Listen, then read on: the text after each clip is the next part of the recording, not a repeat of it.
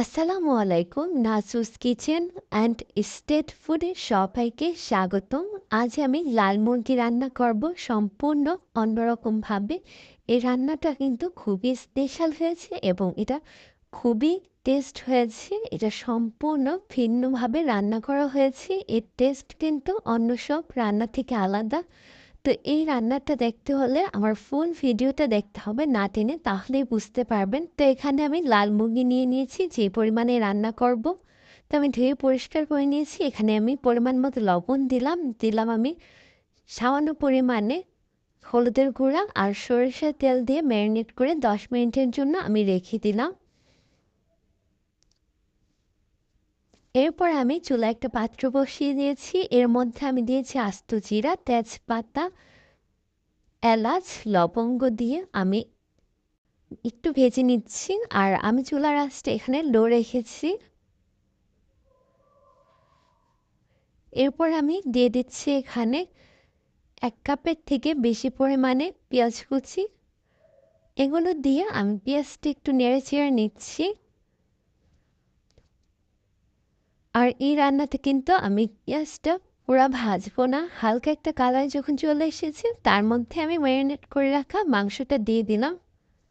মাংসটা দিয়ে এবার আমি নেড়ে চেড়ে ভেজে নিচ্ছি বেশ কিছুক্ষণ। এভাবে নেড়ে চেড়ে নিব। এ পর্যায়ে চুলার আঁচটা আমি মিডিয়াম টু লো রেখেছি। আর 10 মিনিট পর আমি 2 টেবিল চামচ পরিমাণ এখানে আমি দিয়ে দিলাম আদা রসুনের পেস্ট। আদা রসুনের পেস্টটা দেওয়ার পরে আমি এভাবে নেড়ে আরও ভেজে নিচ্ছি সময় নিয়ে।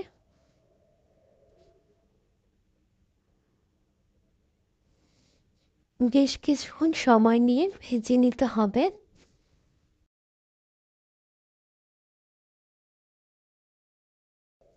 আর বারবার নেড়ে চেড়ে দিতে হবে, তা না হলে কিন্তু এটা পুড়ে যেতে পারে। তো এই পর্যায়ে আমি দিয়ে দিলাম 2 চামচ পরিমাণ মরিচের গুঁড়া, 1 চামচ হলুদের গুঁড়া, আধা চামচ ধনিয়া গুঁড়া। আমার এই মশলাটা পরে দেওয়ার কারণটা হচ্ছে যাতে মশলার কালারটা একদম ঠিকঠাক থাকে, পারফেক্ট একটা কালার আসে। তো আমার ভিডিওটা না টেনে দেখুন, তাহলেই বুঝতে পারবেন। তো এই পর্যায়ে মশলাগুলো দিয়ে আমি এভাবে নেড়ে চেড়ে কষিয়ে নিচ্ছি। তো তার 10 মিনিট পরে আমি এখানে দিয়ে দিচ্ছি টমেটোটা আমি পরে দিলাম। মাংসটা অনেকটাই সিদ্ধ হয়ে আসার পরে, তা না হলে আগের দিনে দেখা যেত মাংসটা ভালোভাবে কুক হতো না। আর এখানে আমি পরিমাণ মতো লবণ দিয়ে দিলাম। লবণ আর টমেটো দেওয়ার কারণে অনেকটাই পানি ছাড়বে মাংস থেকে। তো এভাবে আমি না ঢেকে বেশ কিছুক্ষণ কষিয়ে নিব। তো এই পর্যায়ে কষিয়ে নেওয়ার পর আমি ঢেকে দিলাম আরও 10 মিনিটের জন্য। তো 10 মিনিট পরে আমি ঢাকনি উঠালাম। দেখুন কতটা পানি উঠেছে আর মশলাটা কিন্তু কষানো হয়ে গেছে। তো উপরে তেল একটা সুন্দর ভেসে উঠেছে। এরপর যে আবার আমি ঢেকে দিচ্ছি। তারপর ঢাকনি উঠিয়ে আমি এখানে দিয়ে দিলাম আলু। আমি নতুন আলু ব্যবহার করছি এই রান্নাতে। আর নতুন আলু দিব দেখে আমি এটা পরে দিলাম আলুটা, কারণ নতুন আলু দেখা যায় তাড়াতাড়ি সিদ্ধ হয়ে যায়, তার জন্য আমি আলুটা পরে দিলাম। তো দিয়ে আমি কিছুক্ষণ নেড়ে চেড়ে মশলার সাথে মিক্সড করে আবার ঢেকে দিলাম। এখানে আমি কয়েক মিনিটের জন্য ঢেকে দিয়েছিলাম। কয়েক মিনিট পরে আমি ঢাকনি উঠিয়ে নেড়ে নিচ্ছি।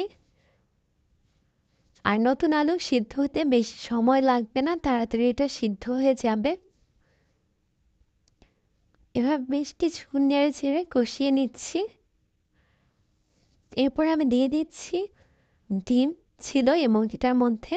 তো ডিম আর কলেজা দিয়ে দিলাম। আগে দিলে এগুলো গলে যেত, তো এটা আমি পরে দিয়ে দিলাম। দিয়ে আমি মশলার সাথে মিক্সড করে নিলাম, মিক্সড করে ঢেকে দিলাম এবার সিদ্ধ হওয়ার জন্য। এবার আমি 10 মিনিটের জন্য ঢেকে দিয়েছিলাম। 10 মিনিট পরে ঢাকনি উঠিয়ে আমি নেড়ে চেড়ে দিচ্ছি।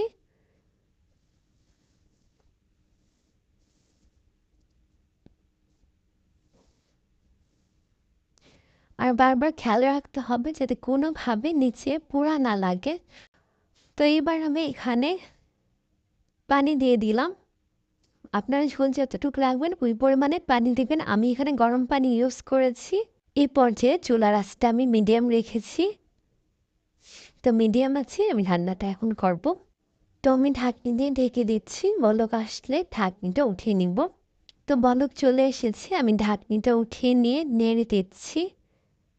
তো এভাবে নেড়ে দেওয়ার পরে এবার আমি এখানে 1 টেবিল চামচ রসুন কুচি, কিছু মরিচ আর আধা চামচ পরিমাণ গরম মশলার গুঁড়া দিয়ে আমি ভালোভাবে নেড়ে চেড়ে নিচ্ছি। আর এই পর্যায়ে কিন্তু চুলার আঁচটা আমি মিডিয়াম রেখেছি। তো এভাবে আমি 5 মিনিট ঢেকে দিয়েছিলাম। 5 মিনিট পরে ঢাকনি উঠিয়ে এখানে আমি দিয়ে দিলাম আধা চামচ পরিমাণ জিরা গুঁড়া। জিরা গুঁড়া দিয়ে আমি একটু নেড়ে চেড়ে নিচ্ছি।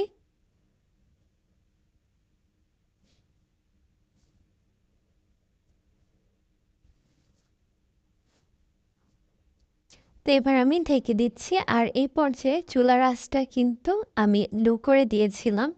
5 মিনিট পরে ঢাকনি উঠিয়ে চুলাটা অফ করে দিলাম। তো আমার রান্না কমপ্লিট। দেখুন কত সুন্দর একটা কালার এসেছে। আর এটা কালারটা যতটা সুন্দর এসেছে তার থেকেও বেশি খেতে মজা হয়েছে। আর মশলাগুলা প্রত্যেকটা ধাপে ধাপে দেওয়াতে এটার টেস্টটা সম্পূর্ণ অন্য সব রান্না থেকে আলাদা হয়েছে। আর খেতে অসম্ভব পরিমাণে মজা হয়েছে। এভাবে যদি রান্না করেন তাহলে বাসায় কোনো গেস্ট আসলে তারাও পছন্দ করবে আর আপনার বাসার প্রত্যেকটা সদস্য পছন্দ করবে। এভাবে রান্না করে দেখবেন, কারণ একরকমভাবে রান্না করতে করতে দেখা যায় যে ভালো রান্না হলো তখন আর খেতে ভালো লাগে না। তো এইভাবে একবার হলেও রান্না করে দেখবেন। আজ এখানেই বিদায় নিচ্ছি। সবাই ভালো থাকবেন, সুস্থ থাকবেন। আল্লাহ হাফেজ।